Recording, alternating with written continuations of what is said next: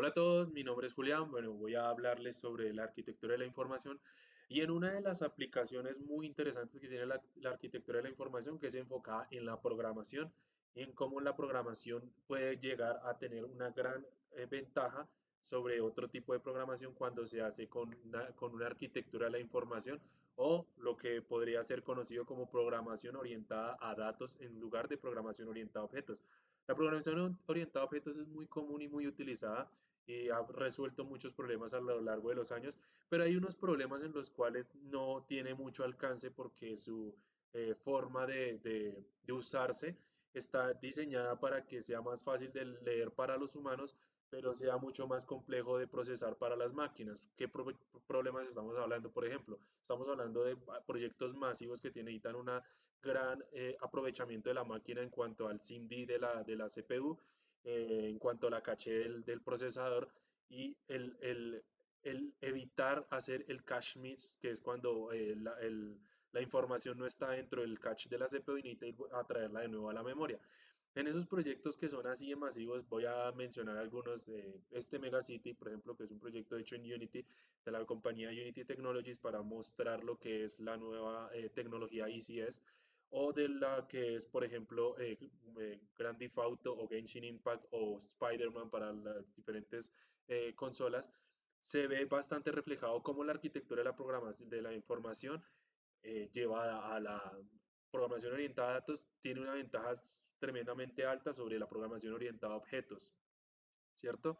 Yo tuve la oportunidad de trabajar en este proyecto llamado Megacity, que es el proyecto que Unity Technologies está lanzando en estos momentos como parte de su nueva tecnología de ECS, ¿cierto? Entonces, básicamente voy a ir rápidamente a explicar lo que se pueda.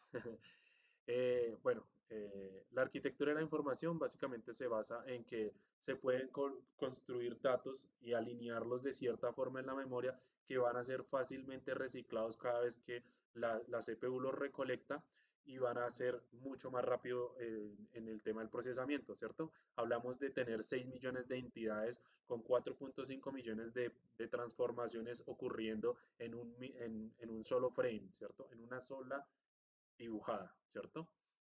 Eh, ¿Cómo llevamos a cabo eso? Antes se utilizaban los GameObjects que son basados en la programación orientada a objetos y decidimos convertirlo a entidades y componentes que está basado en la programación orientada a datos que en su base utiliza la arquitectura de la información o la arquitectura de los componentes, ¿cierto?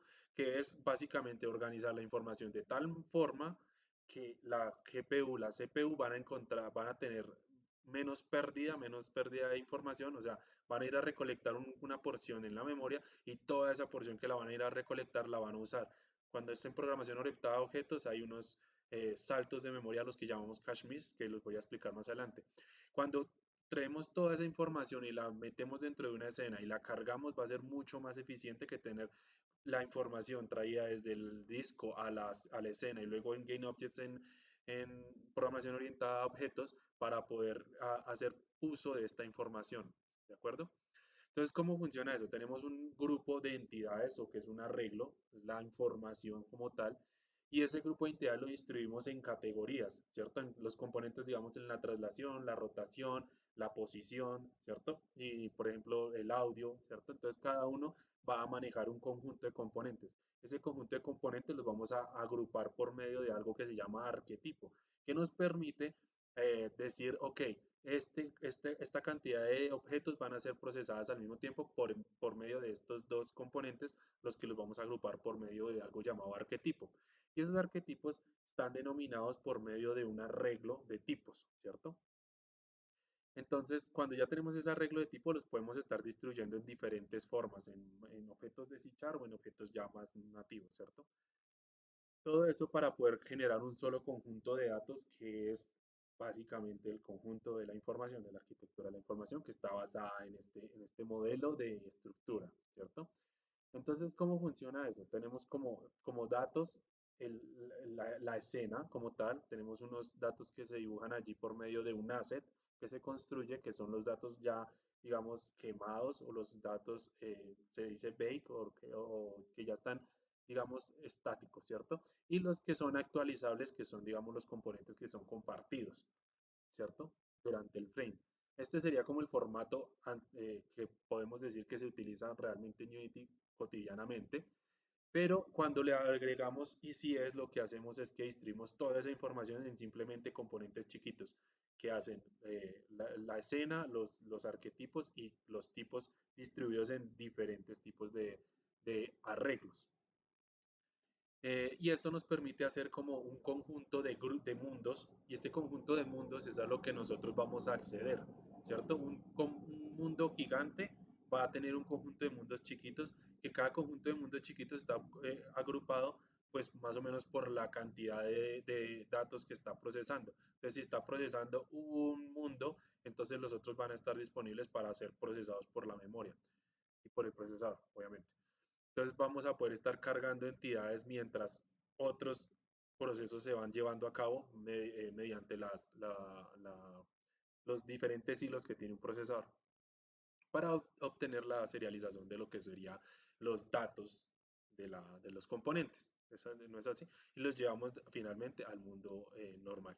Entonces, nosotros digamos que distribuimos este proyecto en diferentes memorias, en diferentes memorias, no, en diferentes escenas que se iban cargando en diferentes momentos en la memoria, de diferentes formas en el procesador, para poder ir trayendo y permitiendo que la escena corriera en una forma eficiente, ¿cierto? Y se iban como readjuntando y cada uno de esos componentes tiene una raíz a una escena, ¿cierto? Tiene una referencia a una escena y la escena de igual forma pues conoce que existen objetos que van a estar anidados a ella. Y esto permite hacer como algo que a lo que nosotros llamamos chunk, que es lo que realmente se puede cargar en la memoria. Y esa alocación es lo que nosotros necesitamos hacer de acuerdo al tamaño exacto que el procesador soporta para evitar estar diciéndole al procesador vuelva a buscar dentro de la memoria RAM. Entonces eso permite que mediante la organización adecuada mediante la planificación adecuada de la información, mediante la organización adecuada de la información, se pueda prevenir estos saltos del procesador y hacer mucho más eficiente su trabajo, ¿cierto? Por ejemplo, acá teníamos un proceso hecho mediante programación orientada a objetos en donde se tarda cierto tiempo, como podemos ver acá en el profiler, pero cuando lo hacemos como agrupado por medio de chunks en los cuales se están haciendo uso por completo de la información, podemos ver que si lo paralelizamos, la línea se reduce bastante, ¿cierto? Se reduce como a la mitad. Y esto permite hacer el procesamiento del computador mucho más eficiente, porque vamos a estar haciendo cada uso de cada espacio en el caché del procesador, vamos a hacer uso de cada uno de esos bytes allí para poder que siempre estén ocupados y siempre esté haciendo uso de ellos. Y esto nos va a permitir hacer como un streaming de escenas, un streaming de words, para que permita que el mundo abierto se pueda procesar. Vamos a saltar rápidamente a una demostración. Vamos a ver acá rápidamente un video de lo que se logró haciendo esto. Entonces ahí tenemos un video abierto que se podría utilizar en Spider-Man, se podría utilizar también en Grand Theft comunes, famosos, donde se tienen mundos enormes, donde parece que nunca se puede acabar. Pero ¿cómo hace para que esto lo soporte? Y hay juegos que realmente no tienen ese requisito, porque están hechos de una forma en la que los datos no van a ser eficientes para la memoria ni para la CPU. Les voy a mostrar acá rápidamente el proyecto. Entonces en el proyecto simplemente pues lo vemos acá distribuido. Es un proyecto grande donde cada mundo está construido de diferentes formas. Acá tenemos como una escena principal cargada, ¿cierto? Y estas escenas que están acá, que se ven por acá, son cada uno de los mundos que se pueden ir cargando alrededor de 90. Y estos mundos uno los va cargando y ellos se van distribuyendo dentro del espacio.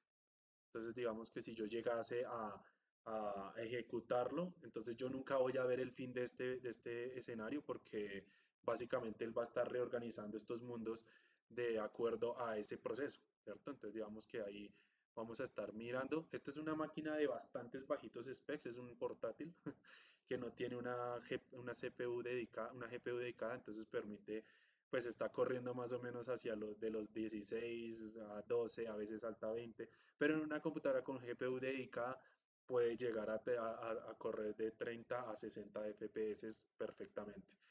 Y esto teniendo en cuenta que estamos haciendo una ejecución de más o menos 6 millones de entidades que están siendo procesadas por cada fotograma, por cada fotograma que se está ejecutando en este programa, ¿cierto? Que básicamente los videojuegos son un programa que se está ejecutando con multimedia, con input, con render, con, ¿cierto? Con todo este tipo de CPU, GPU. Eso es básicamente lo que hace un videojuego. Y quise explicar esto, pero me gustó, me pareció interesante esto porque realmente la arquitectura de la información se ve reflejada tanto para usuario final como para usuario intermedio, como para usuario avanzado, como para usuario de todo tipo en el tema de la computación y del desarrollo de un software, porque si no se hace buen uso de esta información y no se sabe distribuir bien, eso puede perjudicar tanto el usuario final en cuanto a la búsqueda de su información como al mismo procesamiento de un programa cuando se lleva a cabo esto. Y bueno, esto es todo. Acabe de destacar que son programas que se realizan mediante el uso de Scrum, que son iterativos, donde todos los días se hacen reuniones, donde se hacen meetings, donde se reúnen las personas para hacer la daily y discutir sobre cómo algo puede impactar o no impactar el producto y cuál es el problema a resolver básicamente para los usuarios. En este caso era resolver, tener un mundo abierto similar a lo que es un Grand Theft Auto y pues se logró el objetivo y pues los invito a que lo puedan ver. Muchísimas gracias a todos por verlo. Que tengan muy buena noche.